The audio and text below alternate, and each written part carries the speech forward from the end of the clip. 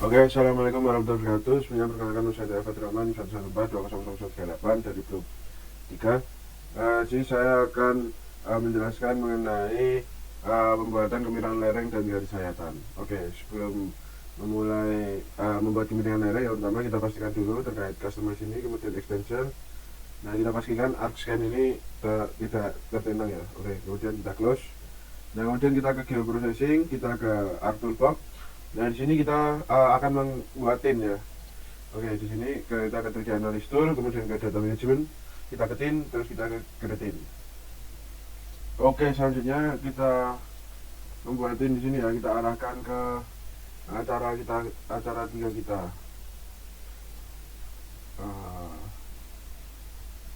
Kita connect ke folder dulu.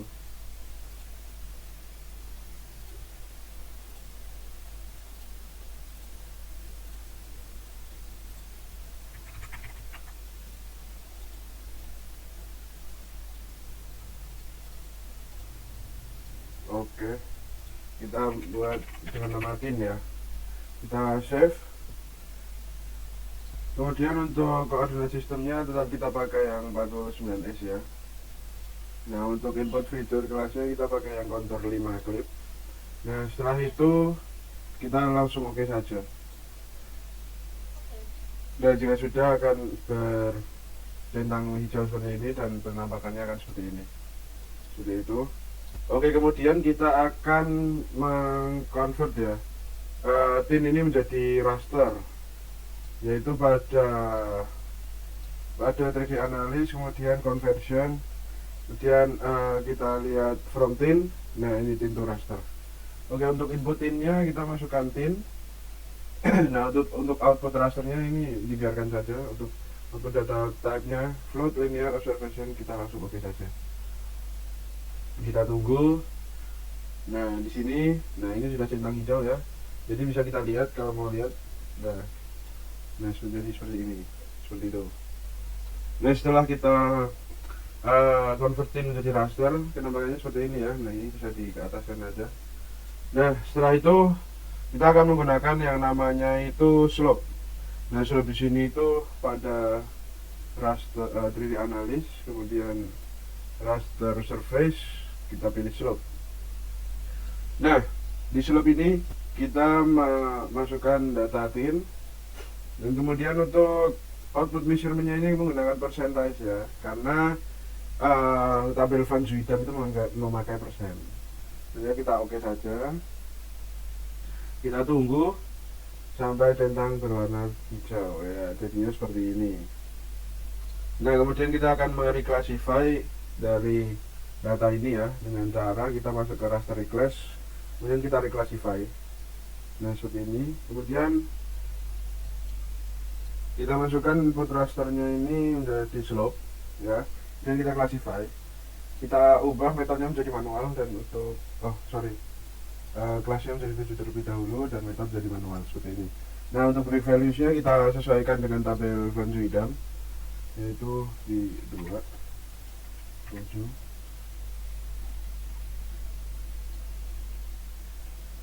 15 30 70 140 sama 141 ya, gini ada 7 15 30 70 140 dan 141 begitu. Kemudian kita oke saja. Nah, terus langsung kita oke. Kita tunggu. Nah, sampai centang hijau seperti ini. Nah, kemudian kita ubah data raster ini menjadi sebuah poligon ya, dengan cara kita masuk ke 3D analysis, kemudian kita pencet ke conversion tools, kita ke from raster to polygon. Kita masukkan input rasternya yang reclass. Nah, ini nggak usah diubah-ubah, filmnya tetap sama. Kemudian kita oke. Nah, jika sudah akan berbentuk seperti ini, kita uncheck saja. Nah, kemudian kita simbologi ya, yang sudah kita ubah dari raster ke polygon ini. Dan cara ke kanan kita ke properties. Dan kemudian kita pergi ke simbologi, kita ke kategoris. Untuk value fieldnya kita ganti ke record atau value. Nah di sini kita sesuaikan dengan warna yang ada pada tabel Van Zuidam ya. Dan yang pertama ini warnanya hijau tua. Kemudian yang kedua hijau muda. Yang ketiga itu kuning. Dan yang keempat itu oranye ya. Oke. Setelah itu langsung saja klik apply kemudian oke. Nah, sini kita udah berbeda ya dari yang sebelumnya.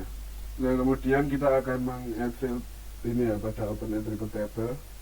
Kemudian kita add field di sini. Kemudian kita namakan dengan area. Untuk tipenya kita upload. Langsung klik OK. Nah, untuk area di sini kita klik kanan, kita calculate geometry. Yes, nah propertinya area untuk zonanya benar ya. Dan unit kita pilih square meters. Kita oke saja, kita yes. Nah, langsung saja kemudian kita pakai fitur identify untuk menghapus poligon-poligon yang ingin Anda hapus seperti itu.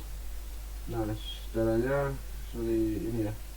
Saya klik identify. Nah, di sini muncul nih areanya. Nah, ini bisa kita copy. Ya, kemudian kita beralih ke tabel lagi. Kita select by attribute. Nah, rumusnya di sini yang pertama kita pencet area, kemudian kita kurang dari sama dengan 1 aja ya. Nah, kemudian kita get unique values dan kodenya kita pastikan di sini. Nah, ini sudah. Nah, kemudian langsung kita masukkan saja. Selanjutnya langsung kita apply saja. Oke. Nah, ini akan men-select area-area yang lebih kecil sama dengan ini 7818 ini. Oke, selanjutnya kita silang-silang saja. Kemudian kita masih dalam ArcDoorTalk ya. Kita ingin menghilangkan poligon-poligon tadi, yaitu dengan cara kita menuju ke data management tools. Kemudian kita generalization dan kita eliminate. Nah, di sini kita pilih input rasternya yang raster free class. Jadi nanti munculnya raster free class dari eliminate, langsung kita oke saja. Oke. Ya, mereka sudah mengeliminate poligon-poligon yang lebih kecil dari yang kita harapkan tadi. Nah, ini bisa kita checklist juga. Kita silang aja ini dan kita bisa pilih selected attribute. Nah, seperti ini. Nah, jadi poligon-poligon tadi sudah terhapuskan seperti itu. Nah, kemudian kita akan mensmoothkan poligon, yaitu dengan cara kita ke Arc Toolbox, kemudian kita pilih yang cartography tools, generalization, kemudian smooth polygon. Oke. Nah, kemudian untuk input feature-nya ini kita pilih yang terbaru, ini yang eliminate. Nah, kemudian untuk smoothing tolerance-nya kita buat 250 meter saja. Terus kita oke. Oke, nah ini polygon sudah tersmooth ya. Nah, kemudian kita simbologi ulang ini yang eliminate ini dengan klik properties.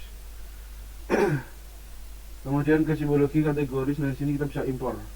Impornya ini kita pilih yang reclass 2. Kita oke. Kita ya value next record. Nah, di sini kita udah muncul, kita klik apply dan oke saja. Nah, kemudian kita akan membuat garis sayatan. Nah, itu yang pertama ini kita bisa bikin interpolate line di sini. Kemudian diusahakan mewakili kontur yang rapat maupun renggang ya. Langsung kita klik 2 kali saja. Nah, di sini kita bisa lihat profile grafnya. Nah, jadi bentuk kelahannya ini seperti ini. Nah, kemudian kita membuat data frame baru dengan insert data frame. Nah, di sini kemudian kita properties terlebih dahulu, kita sesuaikan koordinatnya, kita apply. Nah, kita kemudian add data. Oh ya, sebelum itu kita ke Oke, sebelum itu kita simpan terlebih dahulu dengan 3D analysis, kita option. Nah, kemudian ini kita simpan di mana ini? Di mana kita nge-save acara ini, yaitu pada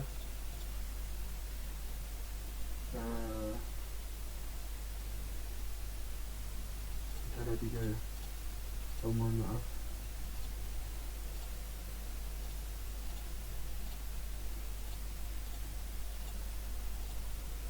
Oke, kita oke saja. Oke, kemudian kita klik oke saja. Nah, kemudian jika sudah, sini kita insert data frame. Kemudian kita properties, kita sesuaikan koordinat terlebih dahulu, dan kemudian kita add data. Nah, kemudian kita membuat data frame tadi ya, insert data frame, dan kita sesuaikan dulu. Nah, ini 49 kita apply, kemudian kita add data. Dan kita add pg1. Nah, bisa saja. Nah, seperti ini. Nah, kemudian di pg1 ini kita bukan attribute table, kemudian kita export. Nah, kemudian kita arahkan ini ke acara 3 kita. Kemudian kita tulis tabel. Itu saja. Nah, terus untuk service type-nya kita ubah jadi database table. Langsung kita save aja. Kemudian kita oke. Yes. Oke. Nah, di sini kita kemudian pada tabel ini kita ke kanan display X data. Untuk X-nya ini kita masukkan M dan Y-nya ini kita masukkan Z. Untuk koordinatnya kita pastikan sudah benar ya, harus diklik oke.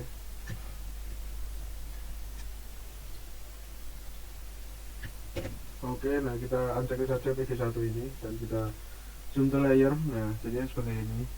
Nah, kemudian dari titik-titik ini kita ubah menjadi line terlebih dahulu dengan cara kita pergi ke Art Toolbox.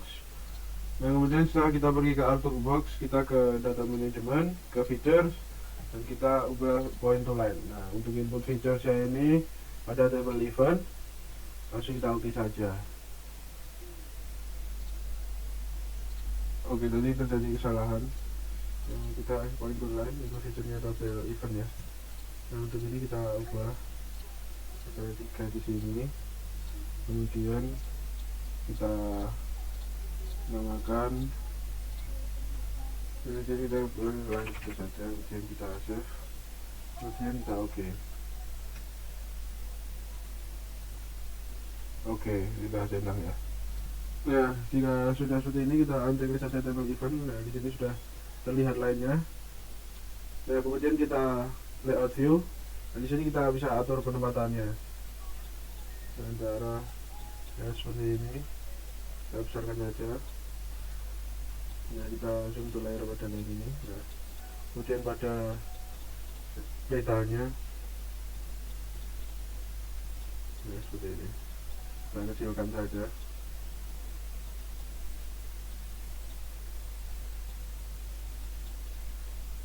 Jumlah ya. Nah, kemudian kita akan membuat grid pada ini ya. Dan data frame kita properties. Kemudian pada grid, new grid, kita pilih measure grid. Nah, tick motion label kita pilih plus tapi kita merah, ganti merah ya. Ya, kita oke. Jadi kita next saja. Oke, kita apply.